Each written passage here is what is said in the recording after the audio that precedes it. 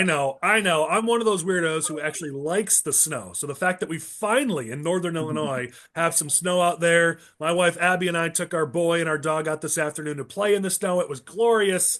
Finally, some snow to play with in February of 2025. So it's a good day, but that's not the biggest news of the day or the week. We obviously have some big news to cover this week on SFR. We've got Mike Madigan being found guilty of corruption. We've got Rod Blagojevich getting pardoned by President Trump. We've got economic news. We've got 7 different crazy bills being filed by Democrats down in Springfield that you should know about. And yet again, you as our viewers have sent me a ridiculous number of clowns of the week. So we're going to have some fun with that as well. We've got a packed episode, and who better to join us than 2 people who actually served with Mike Madigan down in Springfield? We have 2 former state representatives. We've got Tom Demmer, who served for 10 years and now is the president of the Lee County Industrial Development Association. Tom, how you doing? Thanks for being here. I'm great. So glad to join you guys. It's a great show. I think we're gonna have some PTSD on this episode with both you and John, but So you're right. it'll be fun to experience it with you. Yeah. We've got John Anthony. He's a former state representative, also is the host of Black and Right on WIND AM 560, and recently now on Detroit's Morning Answer. So you are syndicated now in multiple states. John, glad that you found some time to join us. Yeah, hey, I'm glad to be here. PTSD. Oh my goodness. Well, I'm let's get actually out in DC right now, so I'm sorry. That's why it's so much. If you hear so much going. All right. Well, let's get right into it. So, we mentioned Mike Madigan. He's been found guilty of 10 counts of corruption. Oh wait, you know what? I'm sorry. I started getting right into it. I didn't introduce Michael and Chris. Sorry, guys. We have Michael, the opponent of corruption, and Chris, the defender of corruption. In the Untouchables, Michael cheers for the Kevin Costner character, and Chris cheers for Robert De Niro and Al Capone. But hey, they're both with us, and we're glad they're both here. Hey, don't worry about it. We don't need an introduction. Everybody knows who we are. Colin, I was hoping that by not getting an introduction, it would allow me to hit leave meeting on my computer. So that means I wouldn't have had to join us this week. But it seems like it's another week of Chris and Michael on the SFR, for better or for worse, perhaps. All right, with that, let's get right into the topic of the week. Corruption is the name of the game, and Mike Madigan was found guilty of that corruption on 10 counts just this week. It's hot off the presses. We don't know what the number of years he's going to serve in prison is, or if he's even going to go to prison. We don't know any of that yet. It's going to take a few months, but guilty is a word that I think Tom and John and some others have been waiting to hear. So I just want to go right to you guys first as to your thoughts. You served with Mike Madigan. You warned the public for a very long time that this was the reality. You're now backed up by a court of his peers to have found him guilty. What do you think? Well, you're right. I mean, this is a long time coming. Not only was Mike Madigan, part of Springfield culture and that kind of corrupt culture for decades, we also knew about these very charges he was found guilty of 5 years ago. I remember, the summer of 2020, ComEd entered into a deferred prosecution agreement where they said, we bribed and influenced the Speaker of the House of Representatives. They paid a $200 million fine. So for the very first time, it was more than just what we all knew and what the backroom innuendo was. It was in public court filing documents. So I was actually a member of the Special Investigative Committee in the House that was convened for the House to investigate Mike Madigan and potentially remove him from office. You'll remember that was not a very successful effort, though, because when that panel gets put together under the House rules, there are 3 Republicans, 3 Democrats who get appointed to that committee. So I was one of the House Republicans, along with Deanne Bazaki and Grant Worley. On the Democratic side, it was Representative Chris Welch before he became Speaker, Lisa Hernandez, and Natalie Manley. And we held like 3 meetings. Chris Welch was the chair of the committee, refused to call witnesses except for one. We had one guy from ComEd. We tried to subpoena Mike Madigan. We tried to bring documents in. They shut the whole thing down. And then to cap it all off at the end, the question was, did Mike Madigan engage in conduct unbecoming a legislator? All 3 of the Democrats say, nope, all good here. All good here. Well, which is in 5 years later, stark we finally contrast get to a Chris guilty Welch verdict. coming out after this verdict and saying, "Oh yeah, we don't like corruption." I mean, you're seeing Democrats trying to paper over their long history of defending Mike Madigan and his corruption. And these are the very charges, the charges he was found guilty of. Several of them related directly to ComEd. So it's not like this was stuff that just emerged, in the last year or so. We knew this 5 years ago, and they said they didn't want to rock the boat. Yep. Yeah. John, I know you had to deal with this with your time in the legislature as well. What are your thoughts? First of all, I go back all the way to the Daily Machine. I grew up in Chicago politics in the 21st Ward. And I was part of that Daily Machine. I'm not gonna lie, I was shocked that this happened. Mayor Daley understood the game, understood. I mean, when you think about some of the stuff that he was doing, and he was always Teflon Daley, and Mike Madigan was Teflon Mike for so long. I think he caught up. I thought his tentacles, in the court system went far, but apparently this showed that it did not. I was really shocked, especially in Tom knows that Mike Madigan has a black in everything. What happens now is that what he knows, does he feel betrayed and he just unleashes holy hell on every member that's down there? Yeah, that's something to think about. Right? Yeah, I mean the retribution that any member faced for daring to not toe Madigan's line. I mean that's absolutely something that every legislator that served at that time, they called them the Velvet Hammer, but I don't think if you were in the legislature you ever felt the velvet. You just felt the hammer, and I don't know where the velvet came from because maybe early in his career, but certainly not late. Chris, I'm sure you're in mourning now. Your best buddy, your political mentor, your king, Mike Madigan, has been found guilty. What do you think? Look, we've had some laughs on this podcast over the course of the last year or so, and I've always tried to play a good devil's advocate. But let me make it clear here: Mike Madigan has been convicted of crimes. I'm not trying to justify that whatsoever. I don't want anybody to think that I'm justifying it or have justified that in any way, shape, or form. But I do want to take this opportunity in the aftermath of Mike Madigan getting convicted to basically put out a warning to politicians, Republicans in the state of Illinois from both a political perspective and a governmental perspective. From a political perspective, we cannot look at this conviction and say that this is going to be a major victory for the Republican Party, because in reality, most people forgot who Mike Madigan was 4 years ago. If you go up to Joe Blow on the street and ask him about Mike Madigan, he'll just say, oh, yeah, that was that one guy from who was Speaker of the House. Most people have forgotten who Mike Madigan was compared to where it was during the Rauner administration, where he became a household name. So I want to give a warning from a political perspective that don't try and use this as like a campaign-defining issue. It's never been a campaign-defining issue. It worked once. Don't think it's going to work again. But I want to also secondarily echo the sentiment that the jury foreman, echoed during his conversation with the press after the verdict. And that is, when the government says that they're going to come after somebody and they make it their goal to come after somebody and convict them, they'll get you. That's the lesson that a lot of other political reporters are putting out there right now. I'm saying the same thing right now. It doesn't matter what you've done, whether or not you think you're clean. If you become a target of the federal government, they're going to get you. Now, granted, Madigan got off on a number of these charges, which is a lot more than people thought he was going to. And for that, I think, we should be able to look back on this and say they didn't get him on everything, but they will get you on something. So it's always a good thing if you're a politician in the state of Illinois, Republican, Democrat, because it doesn't just happen to Democrats. It happens to Republicans too. To keep your nose clean. Don't engage in this type of nonsense, because they will come after you and they will get you. That's the lesson of the Mike Madigan trial. Well, Michael, I want to get your thoughts just so everybody knows. We've got joining us Patrick Kenneally, former state's attorney in McHenry County. So as he gets in here, we'll get his thoughts as well. But while he's joining, Michael, go ahead and give your thoughts as well. Absolutely. I mean, I think it's a long time coming, right? We've been, especially on the Republican side of the aisle, we've been beating this drum for a long time about Madigan, his corruption, the way that he led the House, and how he conducted himself. But I think we got to remember that his daughter was AG for a number of these years. So when you look and see some of these other members that have, we've had state senators and governors and state reps that have gotten prosecuted in the past, at the state level. when your daughter's the AG, that buys you a lot of time for shenanigans, doesn't it? That's for sure.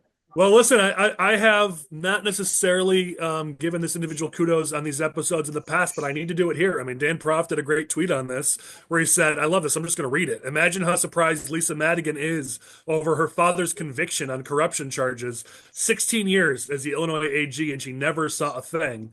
And it's really true. And I think I also saw just today on Thursday, you had Kwame Raoul come out and say he needs more attorneys because they are filing so many lawsuits against Trump that they don't have enough attorneys. And it's like, okay, so they want to take even more of their budget to go after Trump and go after the federal issues. And yet here we have under Lisa Madigan, under Kwame Raoul, no interest whatsoever in checking into the corruption of Mike Madigan and some of these corrupt politicians that have surrounded Madigan. So, Michael, your point's pretty valid here that, it's Lisa Madigan and now it's Kwame Raoul. They have no interest in rooting out the corruption that is endemic in this state.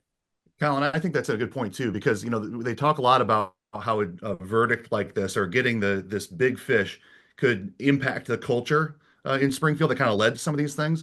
The reality is, if people think that it's going to take a coordinated years-long federal investigation and everybody waits until there's a guilty verdict at the end to say there's anything wrong, they pass up the chance to take any action against Mike Madigan in the House 5 years ago. They pass up any investigations that happen at the state level.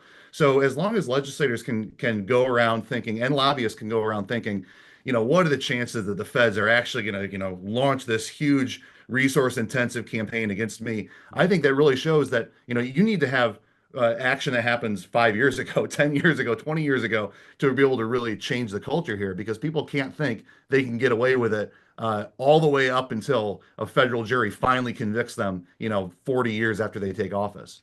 Hey, speaking of prosecutors, we got to get Pat's thoughts. Pat, thanks for being here. We're talking Mike Madigan. We're talking corruption. What are your thoughts on all this? Well, I've just been listening to the discussion a little bit, and I think I think it is I wouldn't say a glorious day in the state of Illinois, but I think it's a step in the right direction, especially with regard to bringing down somebody who has been sort of the worm at the center of the apple for 30 years of Illinois politics, and the person who, to a certain extent, built out and set the culture that has been so immune to any type of change. And I think one of the things that this shows is what prosecutorial discretion is all about. And you guys had pointed out how it seemed as though all the king's men and all the king's horses in the state of Illinois were unable to catch a whiff of anything that was going on with respect to any of the most powerful people in the state of Illinois over the last 30 or so years. And the main reason for that is focus was elsewhere, and certainly their focus wasn't on the hand that fed them, and it certainly wasn't focused on the man at the center of the spoke who sustained the whole operation.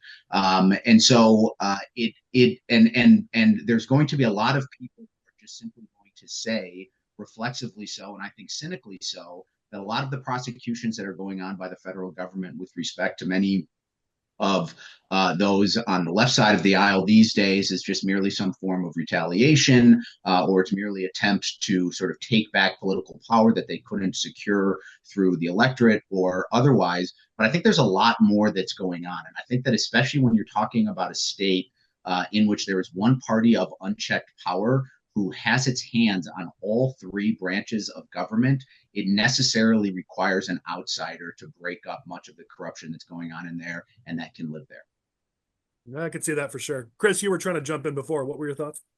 Well, I actually lost my thought, but Patrick made a good point there. Patrick, you and I talked about on an SFR in person a number of months ago about the true nature of this indictment, the true nature of this investigation to begin with, and a lot of it inevitably went back to Dick Durbin, because Dick Durbin was the one who allowed the Trump prosecutor to stay in there to continue the investigation and prosecution of Mike Madigan, even as Joe Biden took over. So this isn't necessarily just like, a partisan conviction, or because like you're talking about here, they think the Republican federal governments can investigate, Democratic local officials. A lot of this comes back to that there's disruptions within the Democratic Party that play out that, people needed Mike Madigan gone to take over their own share of the Democratic Party. And now Dick Durbin might lose his share of the Democratic Party because he might get forced out by Pritzker, ironically enough.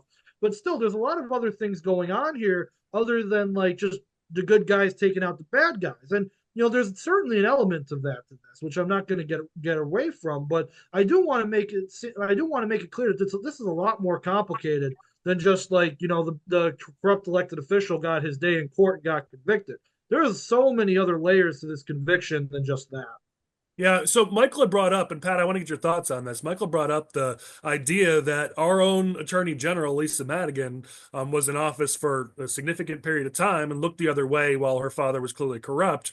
Obviously, you've served as a state's attorney for McHenry County. So now we see, Kwame Raoul, and his focus is on suing the federal government instead of, doing anything about ethics reform or rooting out corruption. And I know it's the legislature's job mostly for ethics reform, but you'd think your Attorney General could possibly help lead this fight. We've seen, Alexi Janulius at the Secretary of State's office go lead the fight on a number of things he cared about down in Springfield. Kwame Raoul could do the same thing on ethics, but has chosen not to. How does that make you feel as a prosecutor, as someone who served in the state's attorney's office? I mean, he's sort of just saying this portion of my duties I'm just not going to do. Yeah, well, I would say that Kwame Raoul and Lisa Madigan are situated in one of the worst possible positions to take on state corruption by virtue of the fact that they are the attorney for the state. So they have not only a legal responsibility to represent the state and all its officials, but they also have a fiduciary responsibility to the state. And so if they start taking very close looks in an accusatory and inquisitive way into the ongoings of the people who they represent, whose legal best interests they're required to uphold, things can get super complicated very, very fast. And then you add to the fact that you have a familial relationship between Lisa Madigan, as well as all the political ties that Lisa Madigan and Kwame Raoul both have to many of the people who are in power, whose fortunes are tied to those people. And you have a situation where there are these perverse incentives for attorney generals not to do anything.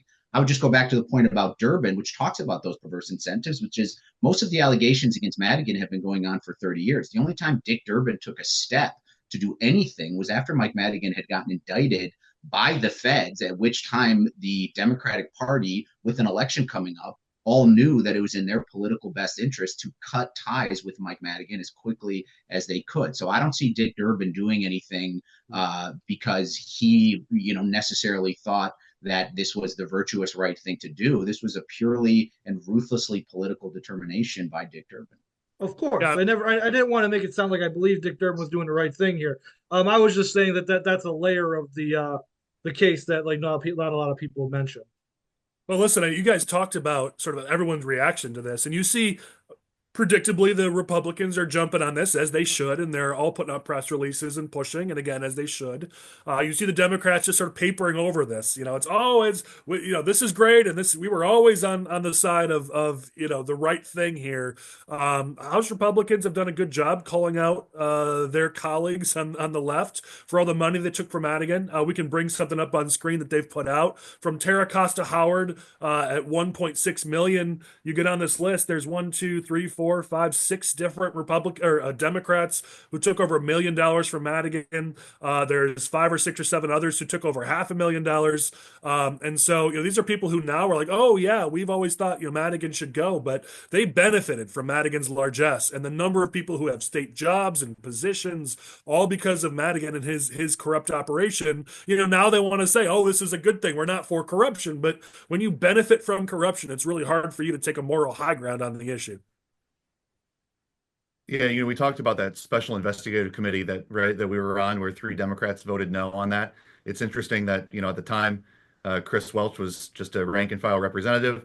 He votes no. Madigan calls him. This is from Chris's own story. Madigan calls him the day of the speaker's election, talks to him about the strategy of how he can get elected speaker. He succeeds him. Lisa Hernandez, just at the time a rank and file Democratic legislator, goes on to succeed Madigan as chair of the Democratic Party of Illinois. Those are coincidences, perhaps to some, but it really feels like the reach of Madigan continued for, even after he was indicted. Yep.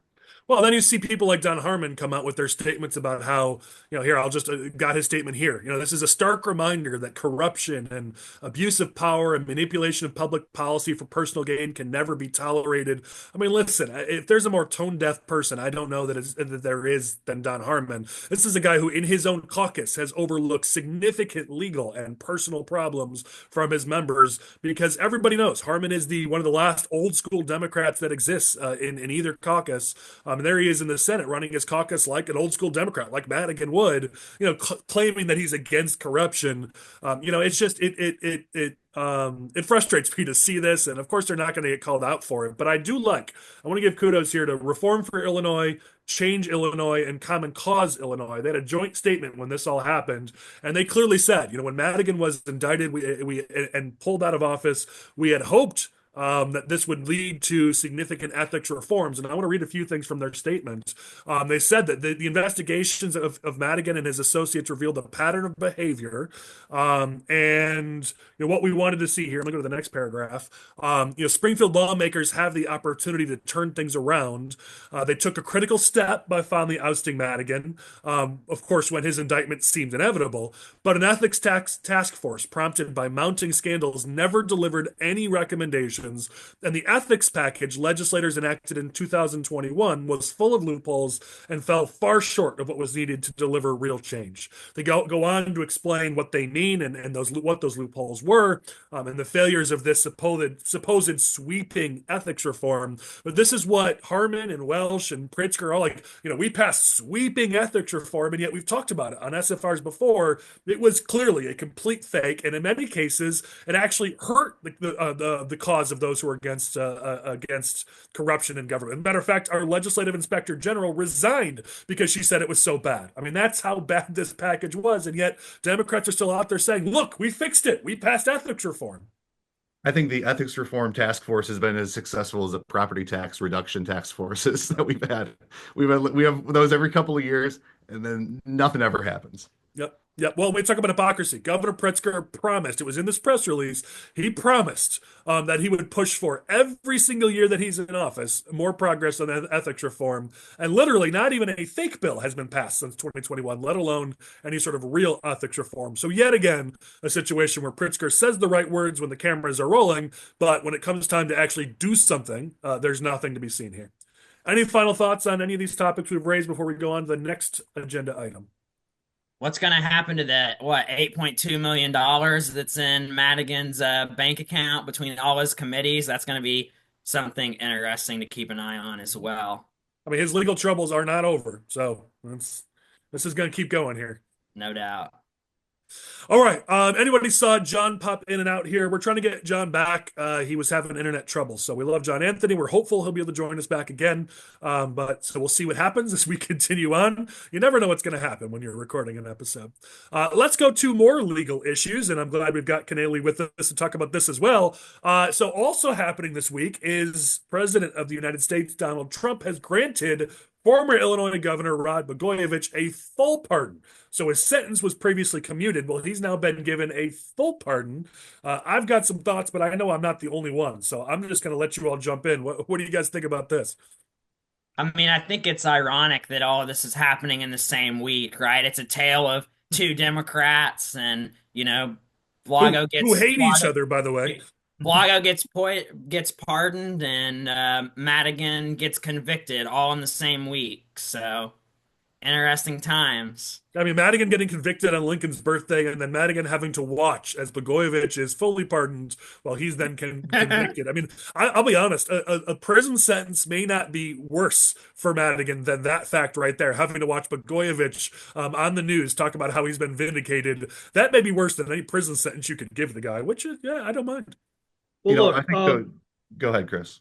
Well, I was going to say, look, it's one thing to agree with the Trump commutation of Blago's sentence because, look, I think even Republicans agree Blago kind of got like a longer sentence and he probably should have. They kind of made an example out of him. So commuting like the sentence of Blagojevich made sense, and I don't necessarily blame Trump for doing it when he did it 5 years ago. However, pardoning him seems like a little bit of a stretch here. If we were just talking about the sale of the Senate seat, that'd be one thing, but that's not the only thing Blago did. Now, look, Blago likes to talk when he's in the interviews, and he just likes to talk about how, oh, I had this thing and I was just trying to cut a deal. Everybody cuts deals. He also shook down a children's hospital. Like that was a lot of the whole Blago corruption thing. It was pay to play. That if you donate to the campaign fund, you get government contracts and benefits, and if you don't get them. That was a lot of the Blago investigation. It wasn't just selling the Senate seat. So I think that we need to step back a second here and listen. If you think Blago's a funny guy and you like listening to him, and you think he's somewhat endearing, then that's fine. But don't. I think the pardon's a stretch here. You didn't have to do this. Blago did a lot more than try and sell a Senate seat. So let's remember that when we talk about it. Yeah, I was just going to say that I do not agree with President Trump here. I do not agree with the commutation, and I certainly do not agree with the pardon. And this could only happen in Illinois, because only in Illinois could we elect such a buffoon that the defense, when he's trying to sell a Senate seat, would be, "Hey, I'm an idiot and talk a lot and say stupid things." And that's fundamentally why everybody has a soft spot in their heart for Blago. But the underlying point is that we elected an unserious, bizarre person to an important station. He then begins tinkering with the very foundations of our democracy. There should be a special form of prosecution and penalty for somebody who is undermining and in a self-serving way the most important constituent features of our democracy, like selling a Senate seat. And then because he goes on a television show and because he sort of endeared himself to us because he's so quirky, somehow we want to give this guy a pass. I think it's wrong. I totally agree with that. And to one of Chris's earlier points too, I think part of the reaction this week just undercuts how short the shelf life is for people's distrust or distaste for certain politicians. So the point he was making before about people barely remember Mike Madigan anymore, people certainly don't remember the details of Rod Blagojevich's arrest, conviction at trial. There was a lot more than just the Senate seat. He tries to make kind of a claim that this was just this political prosecution. I always kind of remind folks of, he came into before the House of Representatives and the Senate, where there were members of both parties. There were members who were not exactly ethical crusaders who reviewed the evidence of that trial. The vote in the House to impeach him was 117-1. The only person who voted against it was his sister-in-law. And the vote in the Senate to convict him and remove him from office was 59-0. So this was not some, backroom, full force of the federal government throwing resources at him. This was 177 legislators, and everyone who he wasn't related to decided that he had committed pretty egregious acts of corruption and voted to remove him for the first time in Illinois history, remove a sitting governor from office. And that's a pretty harsh and big reminder to all of us today who think this is just the guy from The Apprentice. No, he was in office, and this was unprecedented. There's certainly some level of politics here. I mean, ultimately, the fact that he has been an ally to President Trump and has been attacking Democrats. So you've seen a lot of Republicans sort of grab onto that and make him sort of part of their group. And there's a group of Republicans in this state who Rod Blagojevich is sort of their star. They have him as their main speaker at everything, and they highlight him in everything that they do. And I get the politics of that. It's great to have a former Democrat rail on the Democrats. Yeah, I get it. But there's also, if we're the party of law and order, for the party of defending democracy or the party of ethics, you can't paper over, as all of you have said, you can't paper over that history. And we all know, we were all involved to some degree, at least maybe most of us, maybe not Chris and Michael, but during those Blago years, we were involved. We saw, these were the several things that he was called out on, but this was not the extent of what Blagojevich did while he was in office. If it was just these couple things, maybe you wouldn't have seen it be as unanimous to remove him, but this was a pattern, and it had been going on for a very long time. We've all known people like that in politics, the wheelers and dealers, the people who like to cut deals and benefit themselves at the expense of democracy, as Pat said. We all know people like that. The G-men don't always come calling. We wish that they would, but they don't always come calling. But this is one of those situations where, listen, I love having Democrats who are going to call out Democrats, but you also got to be careful about optics. And I don't know necessarily that he represents the best of what Republicans are.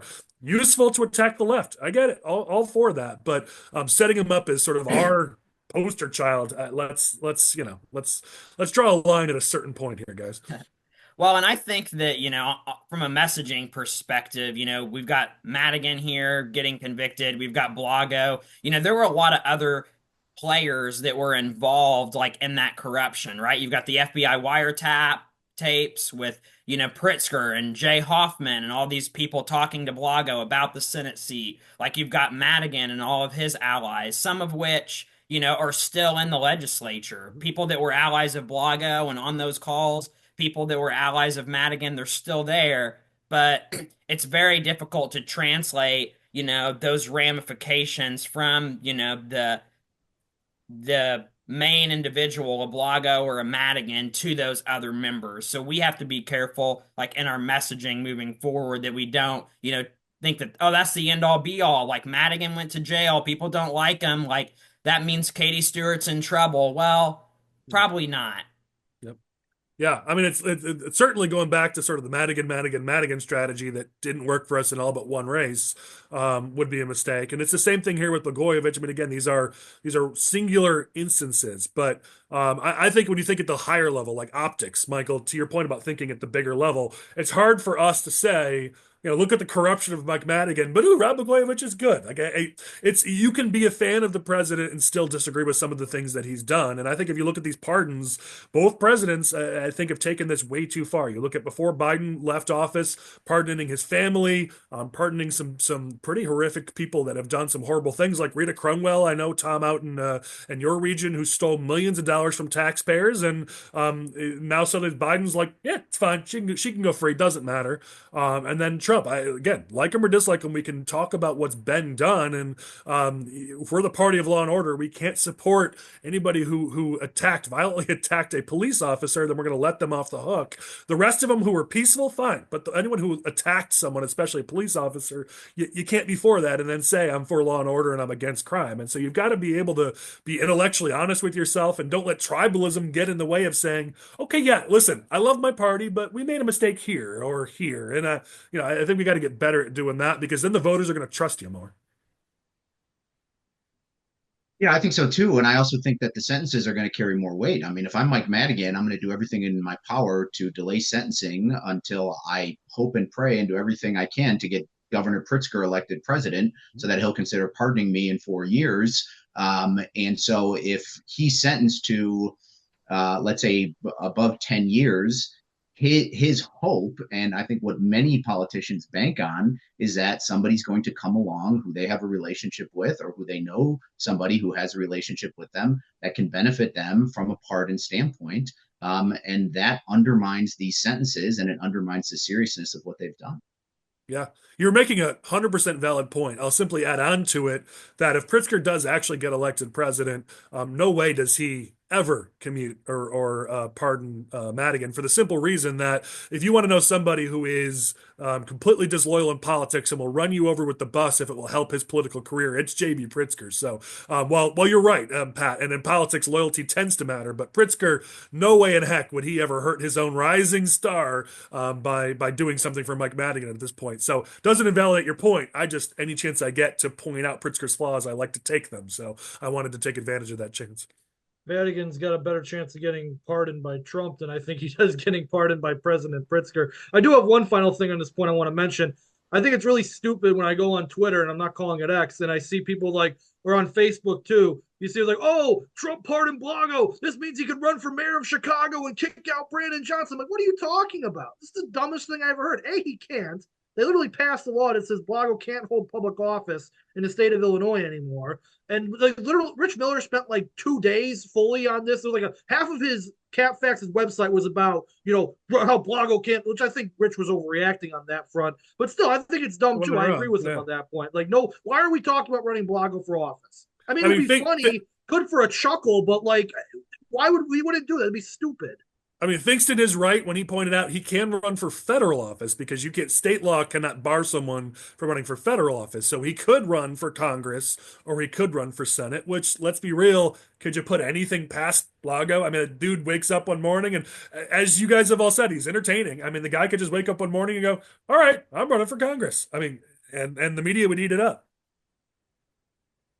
All right, Yeah, let's move and on. I think if Oh, go ahead. I was going to say, like, in view of the limited, let's say, pull and influence that the Illinois Republican Party has over Republican voters, if you had Trump back Blagojevich, Yep. I could definitely see Blagojevich having a viable candidacy for any office that he wanted.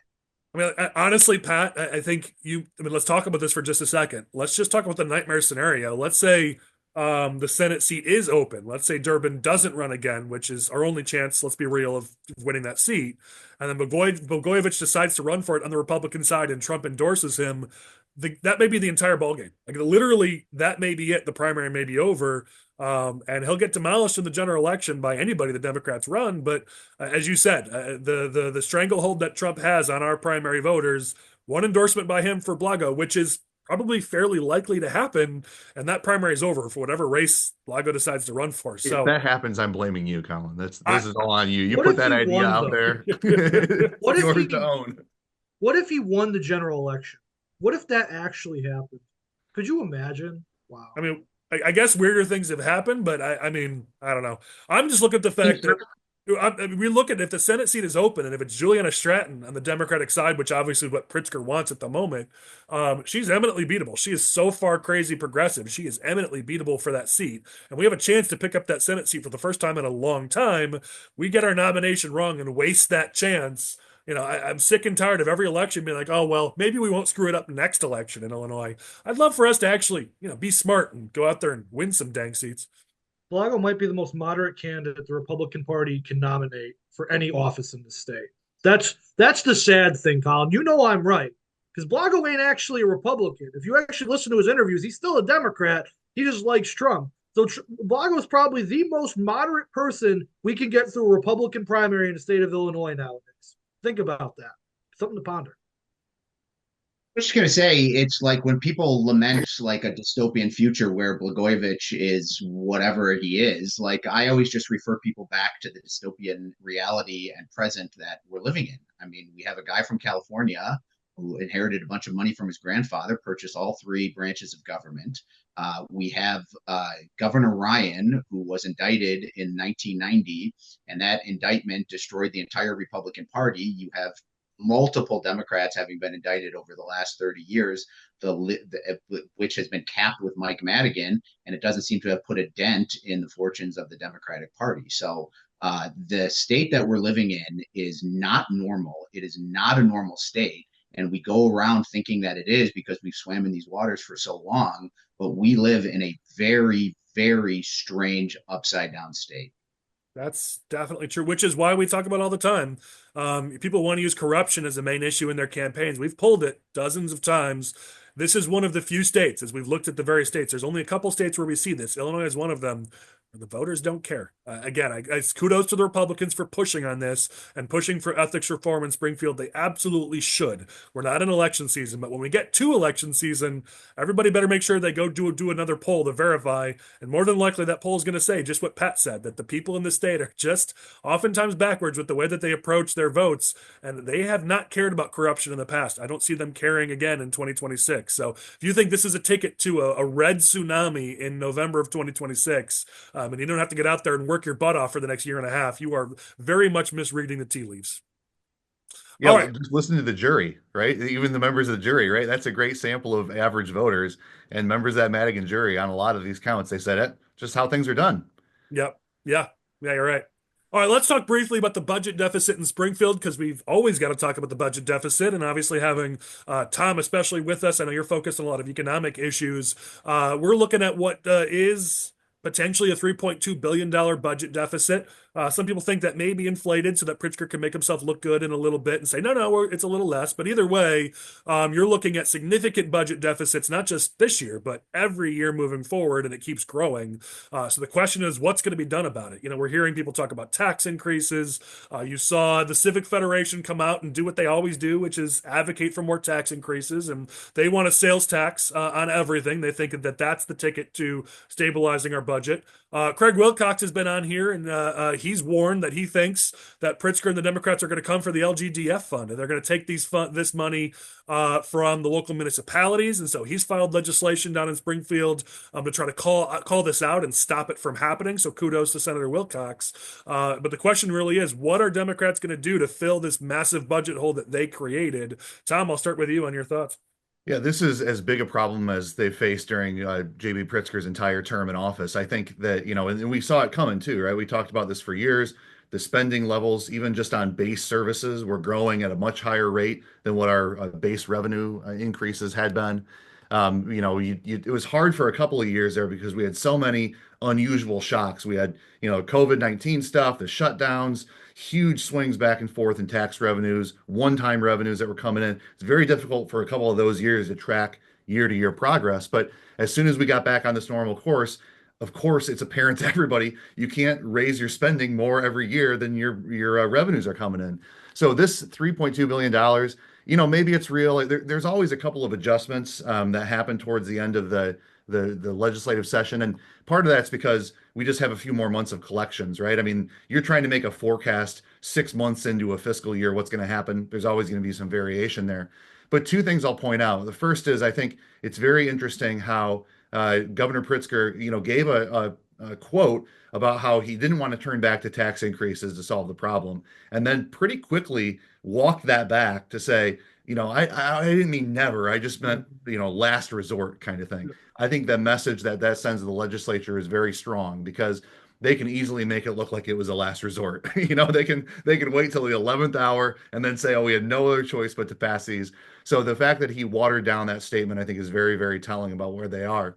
The second piece is, over the last couple of years, Democrats have been able to raise pretty significant dollars through a lot of just here and there type of tax increases, right? So they make a little tweak to corporate taxes and the net operating loss deductions that raise some money. They made a tweak to the sports betting tax that made a little bit of money. They capped the retail discount, which brought a little bit more in sales taxes.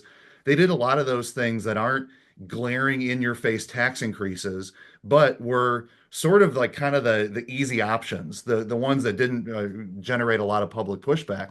The bad news for them is they've exhausted a lot of those options. There's not many of those left, not many little hidden loopholes they can close. Pritzker's like to talk about closing corporate loopholes for a long time. So when you're coming back and you're faced with a multi-billion-dollar deficit and you've already taken a lot of the low-hanging fruit off the table, it comes back to, look, the big three sources of income for the state, personal income tax, corporate income tax, and sales taxes. It feels like they're going to have to touch one of those things in order to make this budget balance. And I think it's interesting, too, to see how aggressive Pritzker is positioning himself as the anti-Trump, because I think that's going to tie in part and parcel to this tax increase strategy. I think they're going to point to cuts that come out of Washington. They're going to point to anything they can that was a federal impact on state revenues and say, not only are we passing all this Trump-proof policy legislation, we have to raise taxes here in order to Trump-proof the Illinois economy and the services that we're delivering. He's going to position it like either you're for this income tax increase or you're for Trump. And in Illinois, there's a winning message there, and then the message is going to be for a tax increase. So I think that's what they're setting themselves up for. It's hard to see, especially not just, maybe we could limp through this year, but, at some point they're gonna have to bite the bullet because they've set themselves up in an upside down scenario. So probably more popular to do that earlier rather than do it later when it's closer to election season. Tom, the other thing I thought you were going to say, because you were talking about how, what he's saying about Trump and DC is telling. What I've noticed is pretty clear. The Democratic message about Trump and DC is, everything they're doing is so they can give a tax increase to the wealthy, to the rich, and that's what the Trump tax cuts are all about. Is tax cuts for the rich. That language is also not accidental. I mean, I think if whatever they approach down in Springfield, it's going to be to try to push it more towards the wealthy and towards the rich, and those wealthy corporations, those big businesses that have all the money. Obviously pushing the millionaires' taxes possibly on the table if Pat Quinn has his way and the Chicago Teachers Union have their way. And so there's a little bit of a narrative there too on those big bad wealthy people. Let's make sure they pay their fair share. That's certainly part of the message here too. No, absolutely. And tying right into that, think about the graduated tax amendment that was on the ballot a couple of years ago. I thought they totally bungled messaging on that. People didn't trust what was happening in Springfield. But if they can position this as, we need to stop Trump today, therefore we're going to pass this income tax increase to protect critical services, and we'll then let you give an opportunity to push all of this off onto the wealthy by putting the graduated tax amendment back on the map, and it'll give you a tax cut. I mean, I think that's the kind of thing they're trying to walk down that path. It's not easy, but when you're facing a multi-billion-dollar budget deficit, it's also not easy to get Democratic legislators to vote for cuts. So they're kind of positioning those two against each other. Yeah, 100%. Yeah, well, we have the highest overall tax burden in the nation, and we're still broke, right? So at the end of the day, it's about their priorities and what they're spending money on. And we've talked on previous episodes about low-hanging fruit, easy things that they could stop doing, and there's just no appetite for that. So they're just going to keep coming back to the well and trying to figure out how to raise taxes on us again. Like we've seen some of these bills. I know we're going to talk about some of them later in the episode. Additional tax increases that they're looking at. And I know the one that's near and dear to your heart, Collin, is the tax increase on cigars, right? Which is, if this passes, the tax would go up by what, almost 30%? Like, what are we doing? I support that. Gonna boot you off from my podcast. I support that. Really? I think the last time that I came on this podcast, when I left, I was using Visine for 6 weeks after walking out of that back room. I mean, listen, I think some of us, you may like certain tax increases, you may dislike others, but I think the bigger narrative here, the bigger message is the challenge Democrats have, because as they saw all this free money coming out of Washington during COVID, it's funny, they attacked Chicago for putting it into their spending base when they did exactly the same thing. I mean, this is the hypocrisy we've been watching here for years, where they attacked Brandon Johnson, the Chicago Teachers Union, Lori Lightfoot, and they're like, why are you guys taking the COVID money and putting it into your base spending when Illinois did the exact same thing? You see the way the budget exploded during the COVID years. This money was spent. Most of it was spent. Yes, small portions were put into a rainy day fund, and small portions went towards pensions, but most of it went into annual spending, which is why this budget has exploded. Pat, I want to go over to you for just a second, because when you got elected, you followed somebody in your office who was pretty fiscally responsible, and yet you made a pretty ambitious promise to the voters that you would cut the budget even further, and you kept that promise. I think you're somebody who can say, listen, I've been there on the front lines. You can find ways to reduce your budget if you're somebody who actually wants to do it. And you've lived it. You've done it. Yeah, and it's also a question of understanding the budget as well. I mean, I think one of the advantages that I had when I came into office is that I had been working in the state's attorney's office for 13 years, so I had a pretty good idea of how the office operated, what money was being spent on. And when I just think about the layman, let's say me, who is approaching the Goliath that is the Springfield budget, and just trying to make, I think just trying to gather a basic understanding of where the money is going, how the money is being spent, is something that is time prohibitive for somebody like me.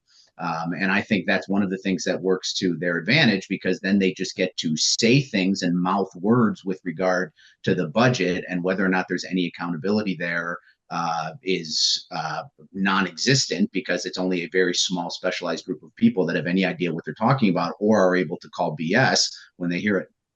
Yeah, I mean, listen, you're right. There's not a lot of Tom Demmers out there who could just rattle it off. I think of Steve Rauschenberger from back in the day who could just sit there and rattle off like the money's being wasted here and there and here, and you're just sitting there in awe. Like, how do you know this? But you're right, Pat. It's a very small select group. So when the rest of us say, "Listen, common sense says you've got bloat here that you can cut," and then of course the first response is, "Okay, where?"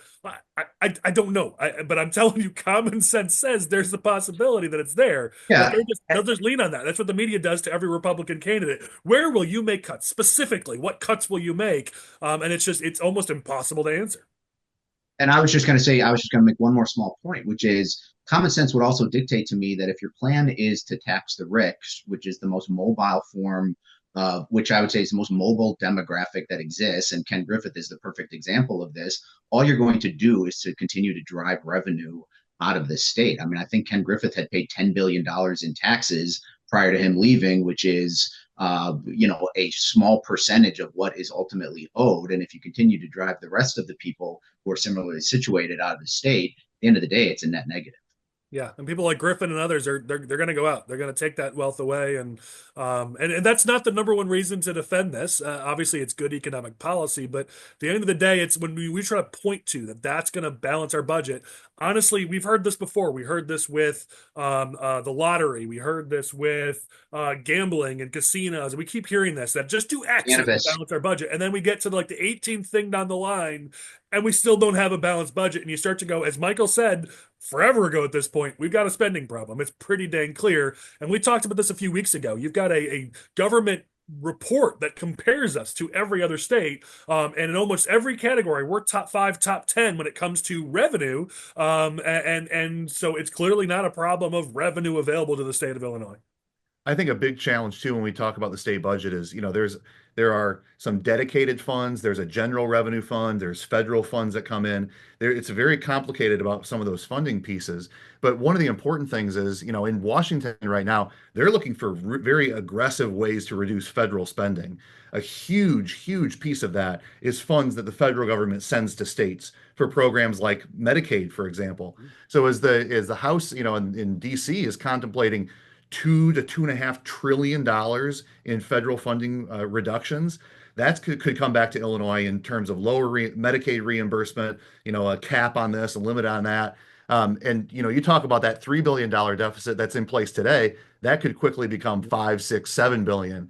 And that means that if Democrats aren't realistic about getting serious on spending cuts, we're going to be upside down before the end of the first month. And that's back in the days of Illinois with a true crisis on the budget side, is we just simply won't have money to be able to pay those bills.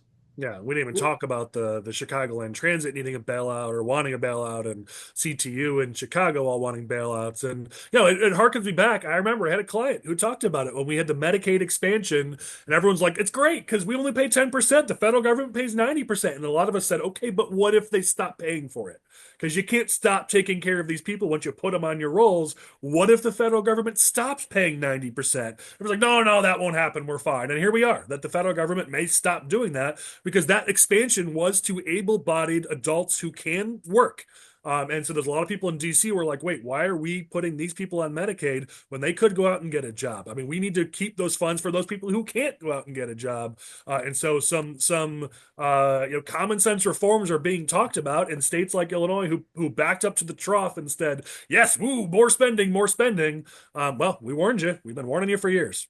Well, All right, Collin, one last thing here. Go ahead, Chris, and then we'll go to the next one. Well, I was going to ask from a political perspective. I mean, obviously, we're not in charge of the federal government here, but are you really willing to take the calculated political risk of kicking all these people off of Medicaid and stopping that federal dollar flow of Medicaid to the state of Illinois? Because that's an easy political victory for the Democrats. This was the problem when when the website got cut off a couple weeks ago, and we said this was the stupidest thing ever. It's a political victory for the Democrats, and I understand and I respect the fact that there is waste within the Medicaid system. There's waste in all forms of welfare and everything like that, and there needs to be cuts to the system.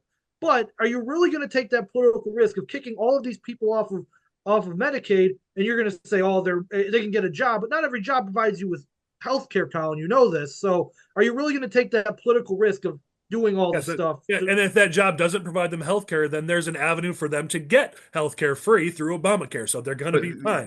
the political workaround from Well, this. just real quick, let me just make this clear. We've got a client we've been polling this issue for years for, and the American people are with it. They don't want to see these massive expansions of government entitlement programs that are going to people who don't need it, which is taking away resources from those who truly need it. The polling is there to prove that this is a positive issue. However, to Chris's point, only if messaged properly, and we haven't seen that a lot from the Trump administration, so that's the challenge here. But the policy itself is supported by an overwhelming majority of the American public. Now, the question is who wins the messaging battle. Chris, I want to go to Tom because I cut him off.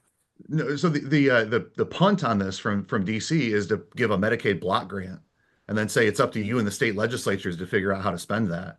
So they could say, we're going to give you enough funds that you can take care of, X number of people. But in states like Illinois, where we've expanded Medicaid to pay for things that are not eligible under the federal program, like abortions, they'll say, you know what, you want to keep paying for those? You're going to have to kick somebody else off. So I think there is a way that, in DC, they could take a vote without explicitly kicking anybody off that just says, you're going to get X dollars each state. You go fight in that state how you're going to spend them.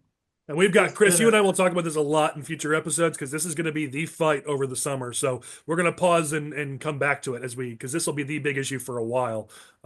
So let's talk one last thing about the economy here in the state, especially Tom, with your background, working to expand economic development in the state. Lion Electric was in the news this week for filing for bankruptcy, and they've gotten tons of money from the federal government. They've gotten a lot of promises and possibly even some money from state government. I haven't seen an accounting yet of that, if that money has actually been spent or not, or sent to them or not.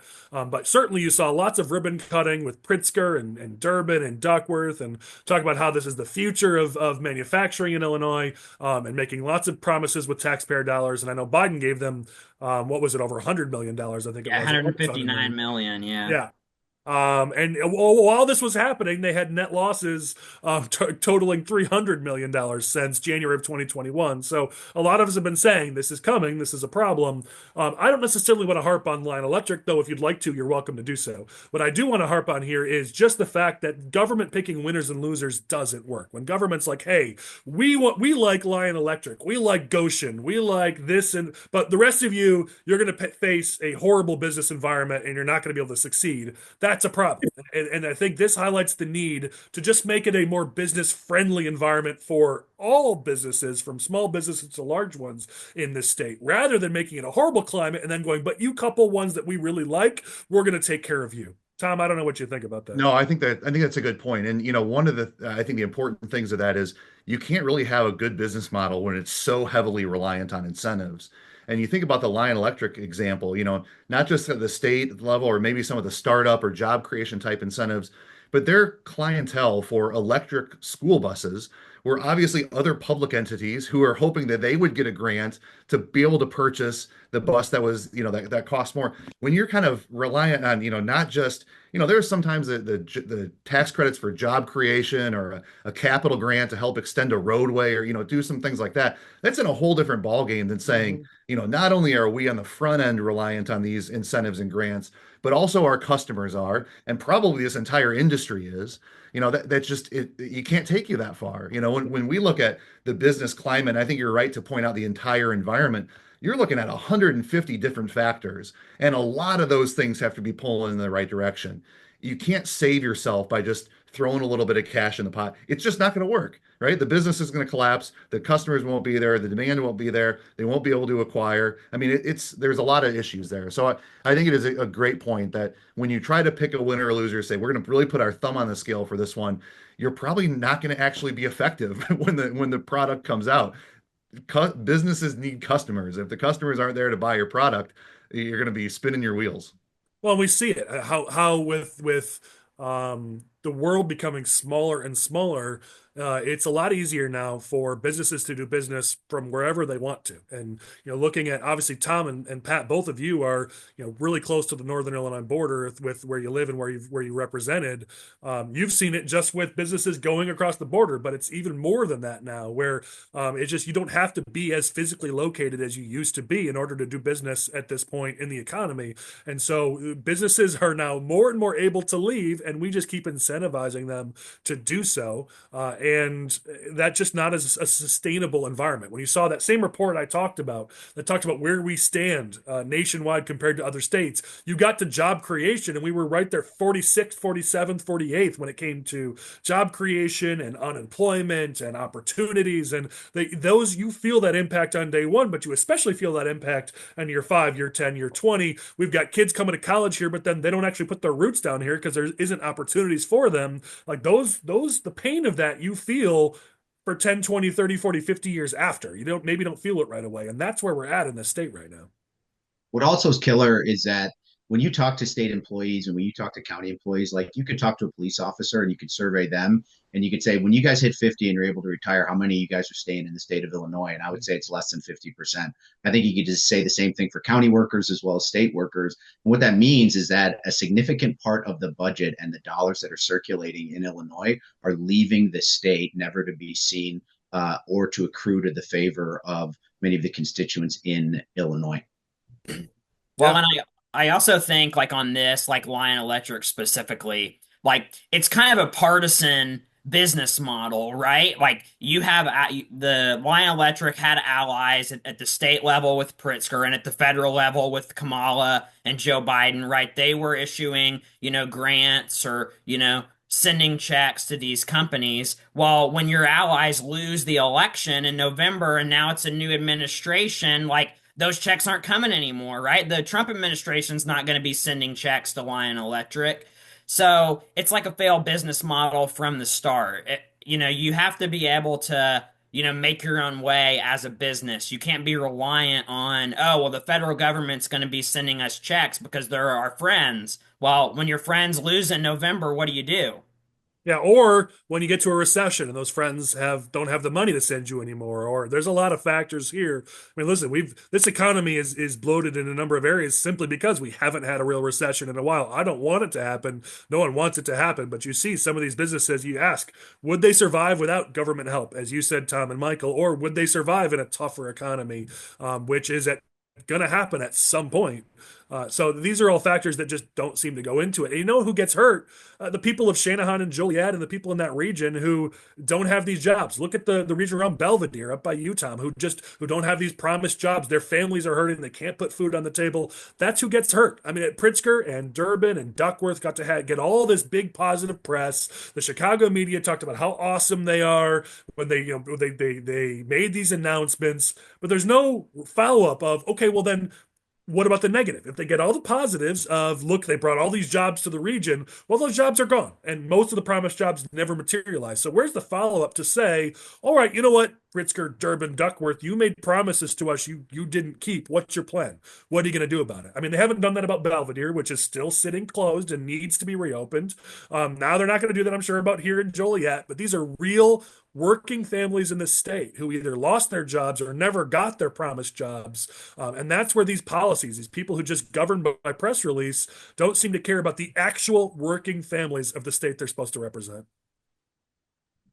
All right, let's move on to our last official topic here. We don't tend to cover county topics too much on these episodes, but this is a county topic that has broader repercussions, not necessarily because what happened, but because what is likely to happen in the very near future as a result. So anybody who's been around DuPage County has probably heard this news that the Democrat-run DuPage County Board has removed Henry Hyde's name from the courthouse. If you don't know Henry Hyde, he was a congressman. He had a long history of service to that region of Illinois. He was known for a lot of things. Now, a lot of the left hates him because he's known for the Hyde Amendment, which was keeping tax dollars from being spent on abortion. And regardless of where you stand on abortion, many people who are pro-abortion are not for tax dollars being spent on abortion, but even regardless of where you stand on that, the idea here that the Democrats could come in, take over DuPage County, and suddenly start stripping the names off of buildings of people who've been around for a very long time, who had served the community, who were stalwarts of the community, simply because they didn't like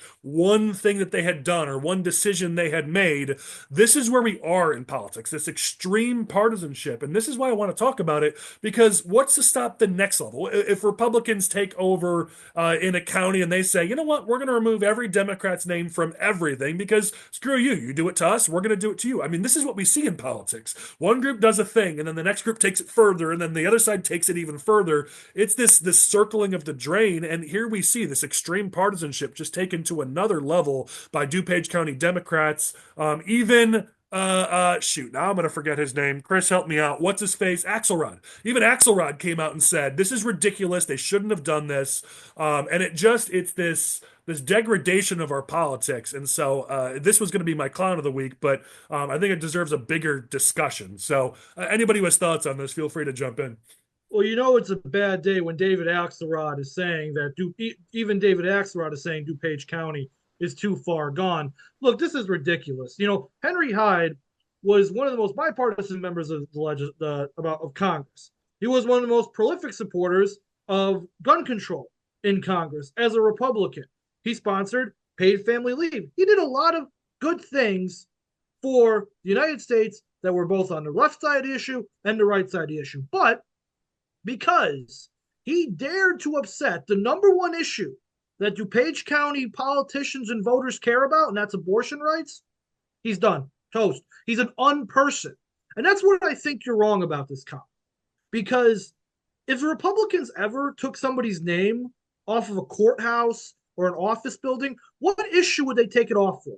Oh, this Democrat, he raised taxes. No, there's a difference here. Because for the Democrats, abortion is an issue on the same level as slavery.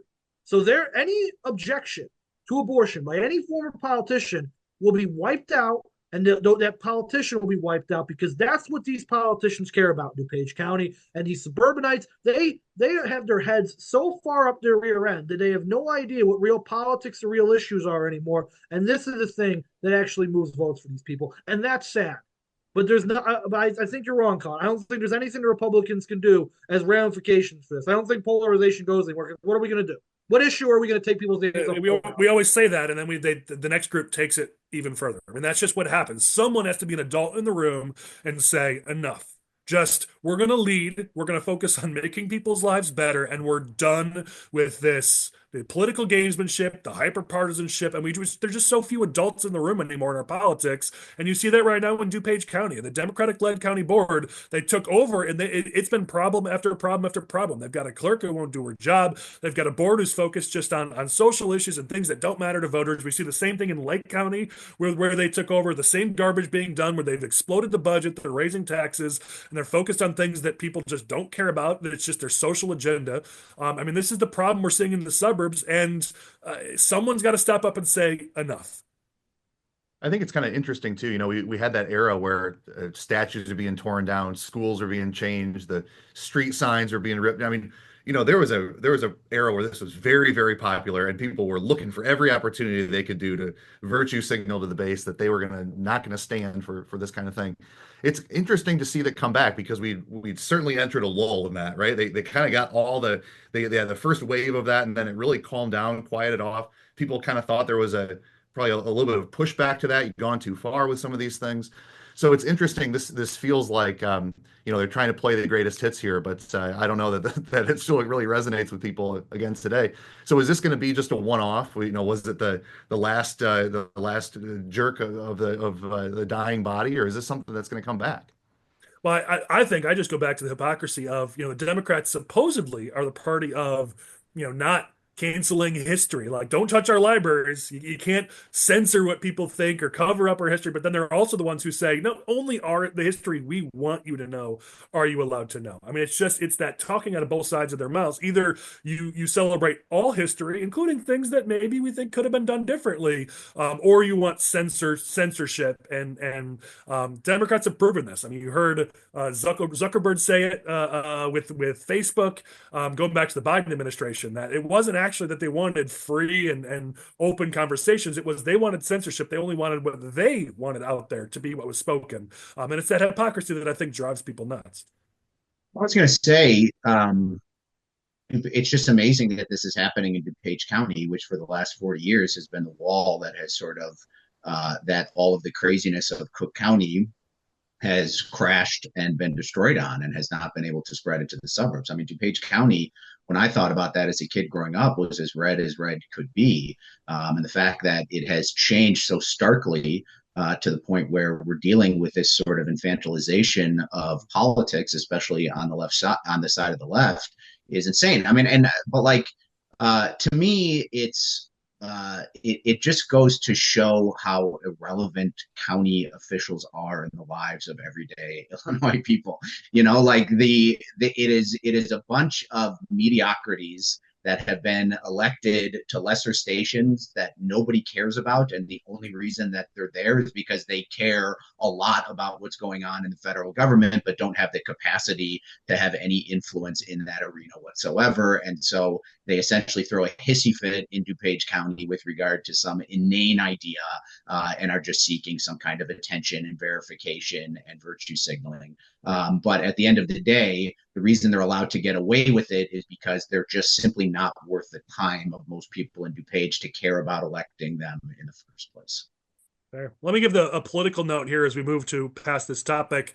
Thanks to Abby Oliver, who many know was a frequent guest of this podcast for a while. She let us know that County Board member Mike Childress voted in favor of this as a Democrat, and he's actually in one of the most Republican districts in DuPage County.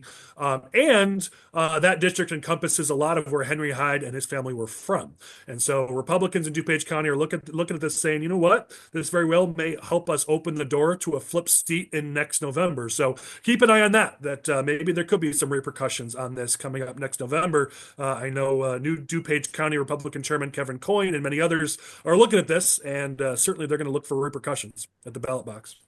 All right, we're going to move on to our section here that we go through decently quickly here. The point of this section is for our audience, we want to equip you with things you may not be aware of. You're probably not as big of a nerd about politics as we are, and so there are things that are happening that we want to let you know about so you can use it in your politics, when talking to other voters, fundraising for your campaign or your organization, talking on social media, speaking at events. We're going to equip you with the things you need to know just to show just how crazy the left has become in this state. We've got 7 bills we're going to talk about, and then one other quick thing.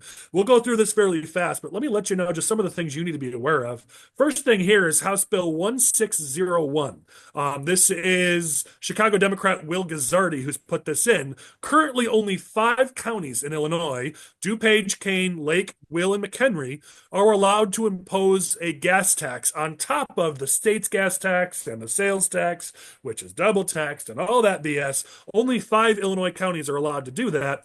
This bill by Will Guzzardi would let every county in the state impose their own gas tax. So when we talk about how Democrats want to keep increasing the cost of living in this state, one of the biggest costs of living for all people in Illinois is the skyrocketing cost of gas. And here we have another Chicago Democrat who wants to raise that cost. Excuse me, losing my voice. Anybody have any thoughts on that one?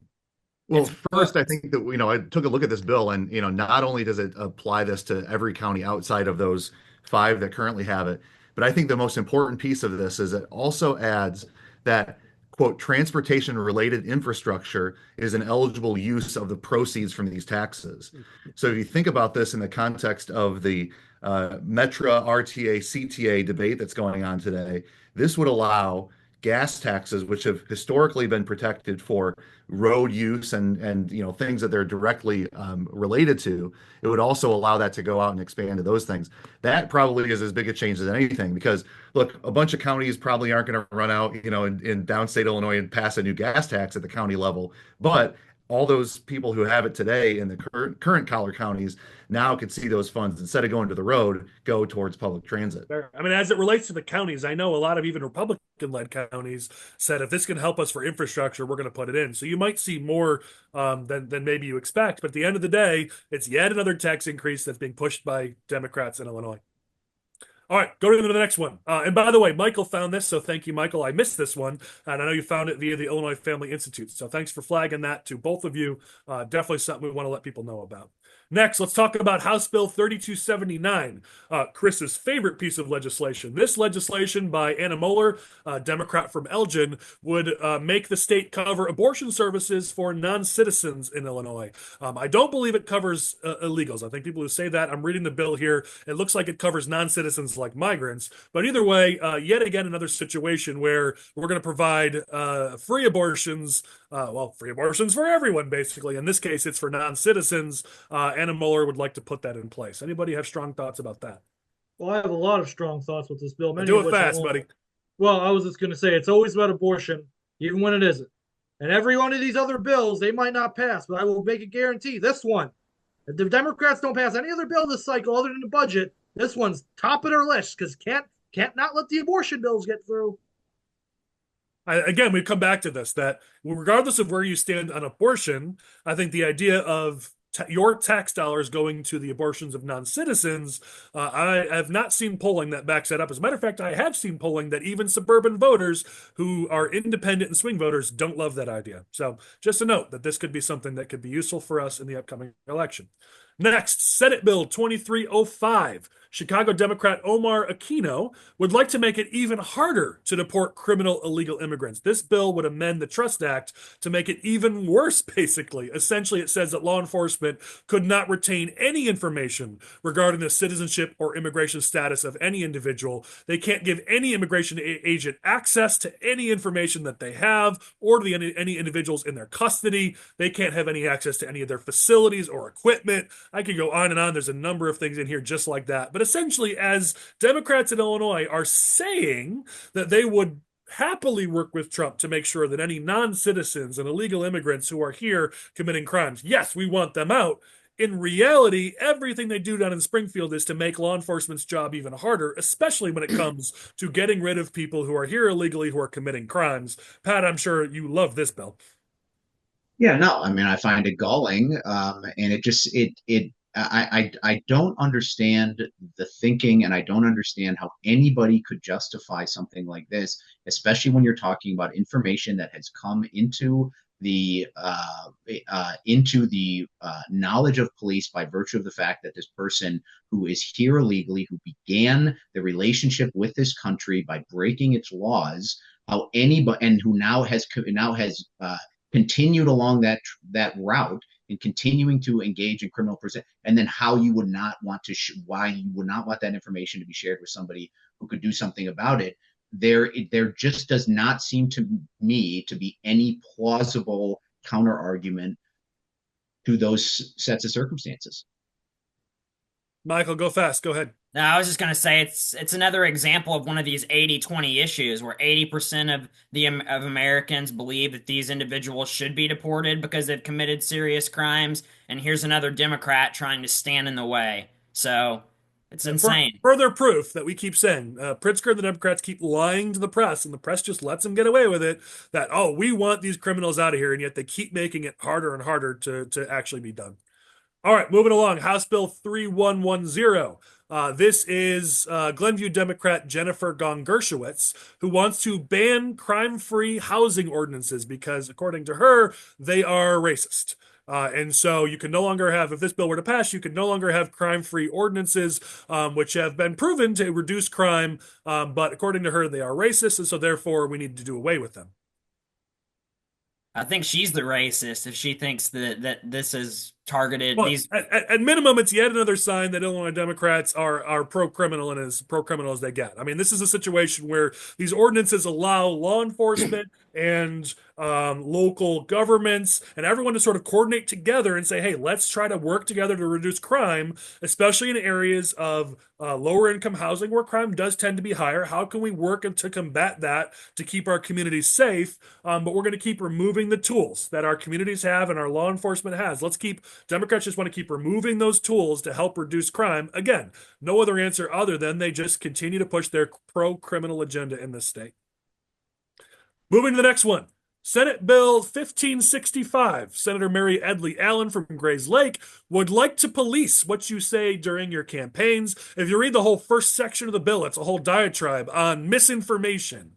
She wants to censor misinformation, police what you say in your political speech, police what any candidates can and cannot say in their runs for public office, and of course, open up the door as a giveaway to one of her biggest donors, the Illinois Trial Lawyers Association, to give them plenty more opportunities to file lawsuits. You look at this bill, Chris was right in our internal Discord. Basically, anybody who's involved in politics should just get out of business if this bill passes, because you open your mouth, you're basically allowed to be sued. I don't know why anyone would want to work in politics at that point. It gives me a good opportunity to go back to my true calling in life, and that's the stage. I'll become an actor. I think that's where this is going. And I want to thank the representative for pushing this bill. This isn't actually the first time this bill came up. I remember Rashid pushed this bill or a similar one during the last General Assembly. So, but they've been trying to push something like this for a while. But again, if this happens, then I can go back to the stage. Butler could become a farmer. Kenneally, I mean, he's doing all right by himself anyway. So. Model. A model. I think they should pass. I think they should pass a law where stupid bills, which are clearly, totally run afoul of the First Amendment to the Constitution, I think that should be made illegal. You want to know something really interesting? I almost didn't include this bill just because obviously for us it's self-serving. We do politics for a living. But there was one thing as I was reading through it that I found really interesting. Provision F in the first section says this. This section does not apply to a member of the press. So basically, this bill makes it illegal to say anything that could be even remotely construed as being inaccurate. But if you're a member of the press, you can say whatever you want, especially if you toe the Democratic line. I found that really interesting that they added that little provision to make this not apply to members of the press. So the good thing we got this podcast, we continue to LARP as journalists, Collins. We got a way out of this if this goes through. There you go. Look at that. All right, two more bills we're going to highlight. House Bill 3351. This is by Tracy Katz-Mule from Northbrook. And this bill would make it illegal for rental companies to refuse to rent their vehicles to anybody who is 18 years of age or older, which, as somebody who tried to rent cars back in the day when I was 18, I do kind of get that. But here's the kicker. It also makes it illegal to charge that person more, including more for insurance. It is proven that kids 18 to 25 get in more accidents. I got in accidents during that time.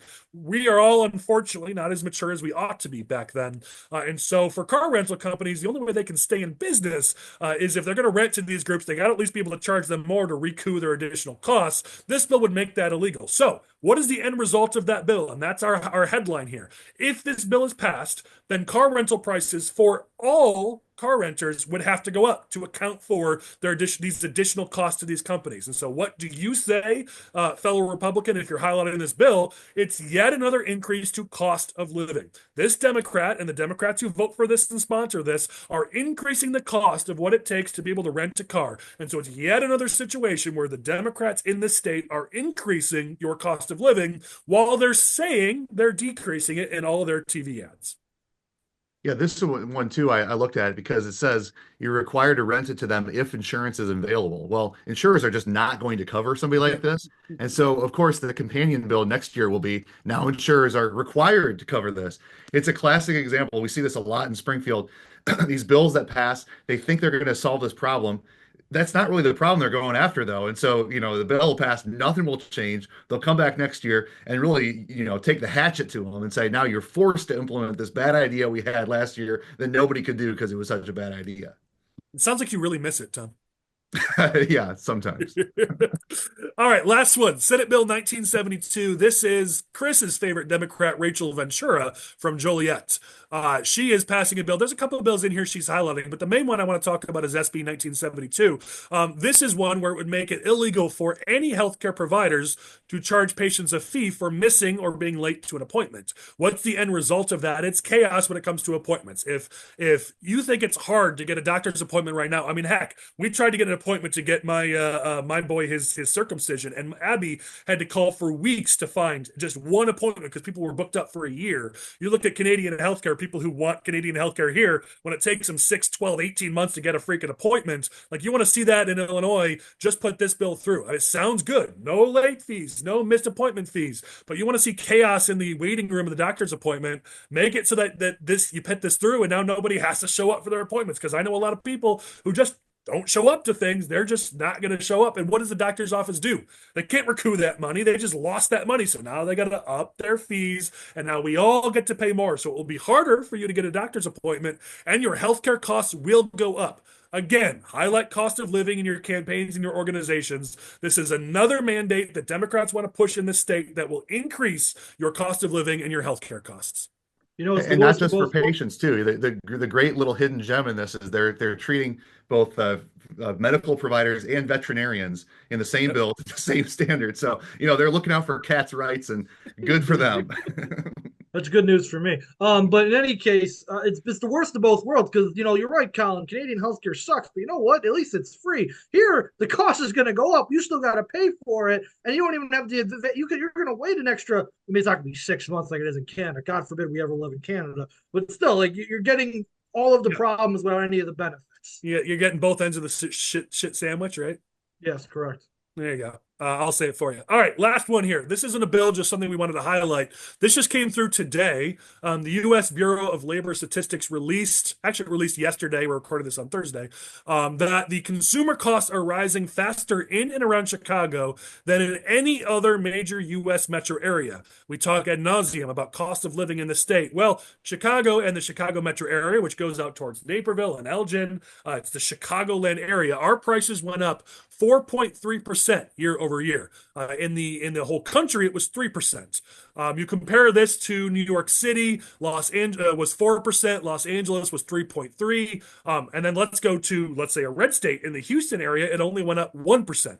Policies, they impact people's lives. What do they say? Elections have consequences. Policies have consequences. As Democrats continue to push their agenda, you're seeing that continues to make the cost of living go up for the working families in this region. Yet again proven, yet again by a government report, not some partisan entity. This is a government report that's out that says in our Chicagoland region, for those of us who are here, our costs went up the highest of any major U.S. metro area in the entire country. So another thing you can highlight to show just how bad it is in this state when it comes to cost of living. All right, that's enough policy. Let's have some fun. Any of our guests, any of our participants who want to list their OGs or their clowns of the week, we always like to have some fun with this. And you're not limited to one, by the way. Who do you got for clowns and OGs of the week in politics, especially ideally Illinois? Well, I got a couple of clowns here real quick. So Congresswoman Jan Schanowski from Schakowsky. However you say it, I'm sorry. I'm a redneck, so give me a little grace here. She was speaking about manufacturing in Congress, and she says that one of the reasons why women don't go into manufacturing is because the name manufacturing sounds like a guy. So apparently we need to start calling it womanfacturing or something, and then we'll just get this influx of female manufacturers. I don't know, but that's just absurd. And then also Maurice West, state representative from Rockford, filed a bill this week to force Freeburg High School to change the name of their mascot from the Midgets to something else because apparently people in other states that don't even live here are offended. And my phone's been blowing up in support of the Midgets, and I'm proud to support them as well. So let's keep the mascot. All right. What else you guys got? My clown of the week is the Rhinos over at the National Review, an absolute two-bit publication and always has been. This week, the National Review came out with their opposition to Lori Chavez DeRaymer to be Secretary of Labor, because Lord knows the Republican Party and the Republican talking heads do nothing better than to oppose the agenda of our once and current president, Donald J. Trump. Today we got through Tulsi Gabbard today, we got through RFK today. So now it's time to get through our choice for labor secretary. But the rhinos and the talking heads over at the National Review, they're just upset because this choice for Secretary of Labor doesn't also want to use the Department of Labor to bomb brown people in the Middle East, because that's what the National Review's real agenda is. It always has been. So to the rhinos at the National Review, kick rocks. We're going to get our Secretary of Labor in there, MAGA, and thank you. All right. Who else you got? My clown of the week is the Indiana House of Representatives. They passed a bill to try to lure the Bears to move their stadium to Northwest Indiana. I kind of got a kick out of last year or whatever it was when municipalities farther and farther away from Chicago started throwing their hat in the ring and say, we're going to be the place where you're going to come and build your stadium. now we've sort of jumped the shark there. I can't imagine the Gary Bears being a big hit or attracting a lot of international support. So good for them for giving it a shot. But maybe Pop Warner's a little more their speed. I like it. Throw a little shade at Indiana. I'm always going to support that. I think the Bears are pretty much the NFL equivalent of Pop Warner football, Tom. So I don't think you're winning any arguments on that front. All right, who else y'all got?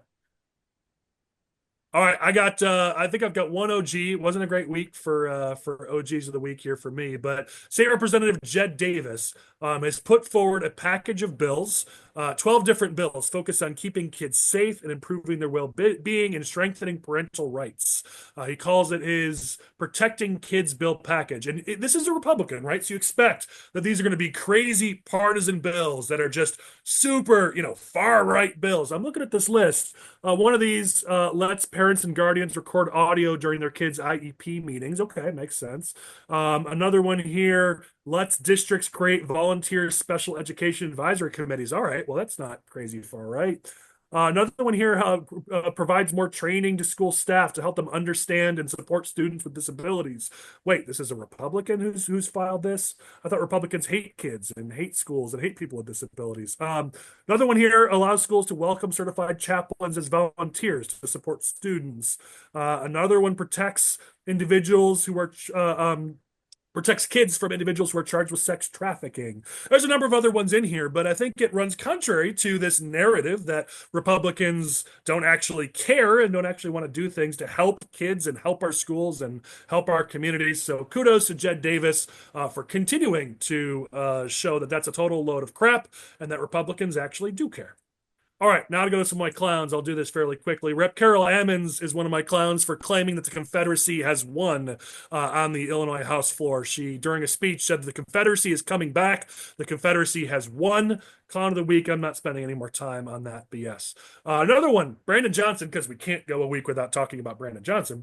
Brandon Johnson has come out and said they're going to be doing a house cleaning in City Hall.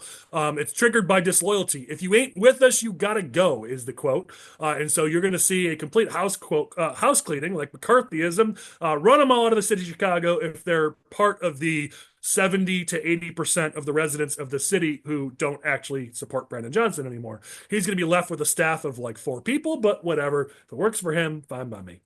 Also, clown of the week, for whatever a-hole decided to go to Troy 30-C school district and steal most of the catalytic converters from their buses. Listen, you got to be a special brand of jagoff to go make it basically impossible for kids to go to school because you want to steal a couple catalytic converters. It's one thing to steal it from nicer cars like my Challenger. I hate it, but okay, fine, I understand. You got to make a living. You're going to come target me, fine. But keeping kids from being able to go to schools, that puts you at a special level of hell, and you get a Clown of the Week nomination. Next, let's go to Naperville. Let's talk about William Zadon. I'm going to say that wrong, but whatever. Proving that I can be bipartisan. This individual threatened to blow up N. Stavra Murray, Democrat out of Downers Grove. He's been caught. He's going to be prosecuted, and I'm glad for that. I don't care who you are, Republican, Democrat. Violence has no place in our politics. Clown of the week to this individual, and I'm glad they caught him. Next, Michael already mentioned it, Senate Bill 2338. Whoever introduced this, I don't even see it. Oh, Javier Cervantes introduced this bill to raise the tax rate on tobacco in the state even further. I mean, come on, raise it on cigarette smokers like Chris, but not cigar smokers like me. Like people like Chris who like to dump their cigarette butts on the ground and litter. Let's raise their taxes. I'm fine with it. But we cigar smokers are upstanding members of the community. 36% the tax we're already paying. You want to put it up to 45%? That just further incentivizes me to not buy it from our fine businesses in the state of Illinois, which is the opposite of what you want. But go tax Chris. You don't need to tax me. I don't smoke cigarettes, so I don't know what Colin's talking about. So right. All right, let's move to Rockford. Let's talk about Mustafa Abdal. He is the vice chair of the Winnebago County Democrats. He's a Rockford Township trustee running for re-election in 2025. Y'all need to know about this individual because he's running with the support of the Democrats. He's running again. He was the ESL teacher for a young 16-year-old girl who he forced into sexual situations on a weekly basis in his office. His family got an order of protection against him because of this. He used their refugee status against them and their unfamiliarity with English against them to try to control them and control her and force her into sexual situations. This is an elected official and the vice chair of the Winnebago County Democrats, who multiple Democrats have been online lately voicing their support and endorsement for his reelection. Hell no. Almost done here. Wheatland College, we got to talk about it. Wheatland College has taken a lot of heat for bowing to cancel culture. They had one of their graduates, Russ Vaught, who was approved by the Senate to serve in the White House as the director of the Office of Management and Budget. OMB. This is a big thing. One of their graduates is now a director in DC. That's a big deal. They congratulated him. They said they would pray for him. But of course, being located in DuPage County, cancel culture and the far left came after them. But here's where the clown of the week comes in. They bowed to that pressure. They deleted the post. They backed off. They said, oh, we didn't mean to hurt anybody's feelings. Come on. It was one of your graduates. Grow a pair. You can support one of your graduates, even if the far left cancel culture comes after you. That was just ridiculous. So Wheaton College, one of my Clown of the Week nominations. I've got one more, but it's not as sexy as the rest, so I'm going to skip past it. Anyone have any final ones to mention, or do we go to closing thoughts? We get them all this week. All right, let's go to closing thoughts. Pat, I was so glad you were able to join us last minute. Your final thoughts from the week that was politics. Yeah, well, I got the call. I think at about 3:15 to jump on the podcast, and was thrilled to do so. I don't know who the schmuck is that you thought would make a better guest than me that I'm replacing here, but I hope that I've acquitted myself okay. Maybe I'll get invited back within the next, I don't know, year or two. But I guess this has all just sort of brought home to me one of the nice things about being out of Illinois politics is that I don't have to hear about all of those bills and all of those mind-numbingly stupid ideas, tenets, precepts, and otherwise that come out of Springfield and many of these other places. It just so like when you get out of it and you begin to breathe sort of fresh, normal, rational air, coming back in, you realize that Illinois really still is one of the last bastions of what I had assumed and had hoped was the bygone age of what you guys had referred to as cancel color, sort of wokeism. But the fact that a lot of these ideas are still being taken seriously and are still being pushed in Illinois is so fatiguing and nauseating that just coming back into it just sort of reinvigorates me to the point where like we just have to continue to fight these people and stamp it out everywhere we find it. Agreed. Great final word there. Chris, what are your final thoughts? So we have a lot of laughs here on the podcast. I would like to reiterate, I disavow all forms of political corruption. I have never been in favor of political corruption. Mike Madigan is not my political mentor. I have never met the man. So Collin is just spreading lies about me, and hopefully that bill down in Springfield passes so that I can sue him for defamation and harassment and any other claims for using things against me falsely in a political context. So I will represent you. That's right. That's right. See, I'll take that case pro bono. I'll be a witness. Right. That's right. So, Collin Corbett, you're paying up, buddy. You're paying up. We'll have a settlement hearing soon. You'll be hearing from my attorney. But have a good weekend, everyone, and God bless. That's a mutiny going on here. Butler, your final thoughts. Well, we ran down the list of just some of the absurd bills coming out of Springfield, and there's a lot more that didn't make the cut. So make sure that you're paying attention to those bills, and especially for messaging purposes, because there's plenty of things we can use to beat up on these Democrats, figuratively, not literally, because we do not condone violence. Listen, it's called wedge politics. Put yourself on the side of common sense and the majority. These bills, we give them to you for a reason, because it highlights how you and your fellow conservatives and Republicans stand on the side of common sense, while the far left in the state, as Pat said, is just in that la-la land of not reality.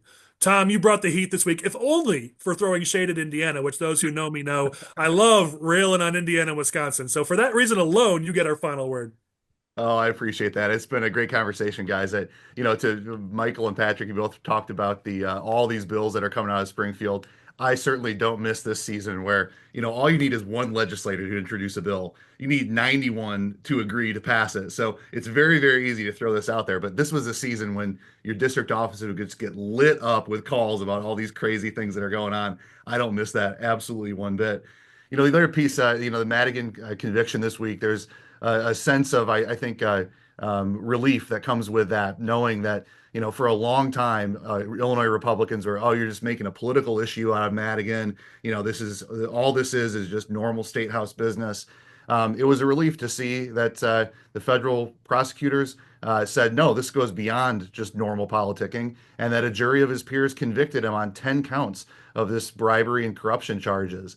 That this is we weren't crazy all those years. We weren't just making political points all those years. This really was something that was different.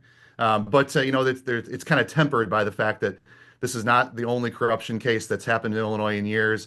This is clearly not enough to really change the culture of what's going on. We see this stuff come up again and again. There's got to be something else there. And the last thing is, maybe this is a topic for a future discussion, but I thought it was interesting this week with the state of Ohio appointing Jim Tressel to be the new lieutenant governor. Of course, he won a couple of national titles as a Buckeyes coach. So maybe the question here, think back. Remember, Ditka was going to run for the Senate way back in the day, but who's the Illinois coach that should be in elected office here in Illinois? Maybe that's a good question to ponder as we go into future episodes. People begged Pat Fitzgerald for a long time from Northwestern to run. I know my mayor, Jim Schwantz, people have begged him for years to run for office beyond being mayor because he was a former Bear and one of their broadcasters. Tressel won national championships, so maybe we have to have an Illinois school win something before. There you go. Maybe that's what we need first. That's the first step. I don't know. I think after Lovie Smith tanked the Texans and gave us the #1 pick a couple years ago, Lovie could have come back and run. So it's an interesting topic. I like it, Tom. Mr. Gene should run for governor. Mr. Gene should run for governor. Roll Blurs, baby. She'd run the floor with it or wipe the floor with everybody else. All right, we've had some fun. This is awesome. Thank you, everybody, for participating. Special thanks this week to Lane Davis, Abby Corbett, my wife, who were scrambling to figure out guests. And as you saw, we had tech problems as we were trying to get people in and out. Thank you guys for making this work. To John Anthony, who we lost and weren't able to get back in because he had internet issues. We love you, buddy. We'll try to get you in a future episode, but thanks for being with us at the beginning. We will catch you all next week when hopefully we have a little bit less craziness to talk about, but hey, it's Illinois politics. It probably won't happen. See you all next week.